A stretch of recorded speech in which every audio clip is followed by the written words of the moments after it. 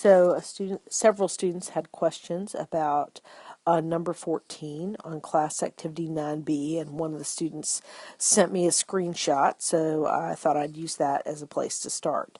So this is a SN1 reaction. We know that in part because it's out of the questions for class activity 9B, but more importantly, we know that we have a secondary carbocation.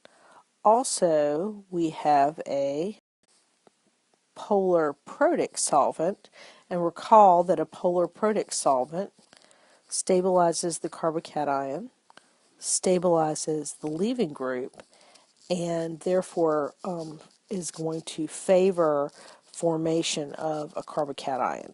A secondary substrate can go either via SN1 or SN2, but because of the polar protic solvent, that is going to favor SN1. So here's our substrate, and the first step in the reaction is going to be formation of a carbocation. So that means I'm going to get this carbocation. Now, one of the things to keep in mind with this carbocation is that it is a secondary carbocation. And recall that in SN1 reactions, since a carbocation intermediate is formed, that rearrangement can occur to give a more stable carbocation. So I went in and drew all the carbon atoms in here to make it hopefully a little bit clearer about what's going on.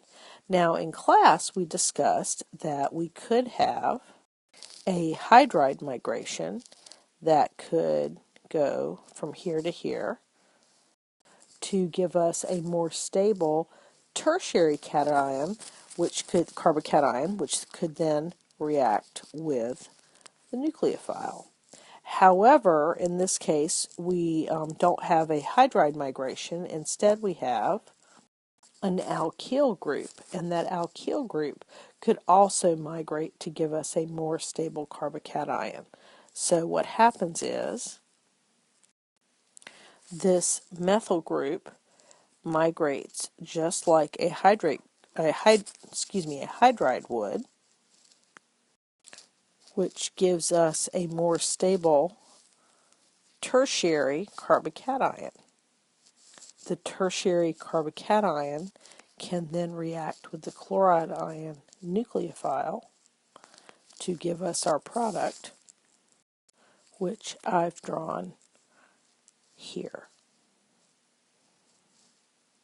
So the take-home message is whenever you have a reaction that might involve a carbocation intermediate, you may get carbocation rearrangement either via hydride migration, which is movement of a hydride or a hydrogen with its pair of electrons, or via alkyl group migration, which is just any R group with a pair of electrons.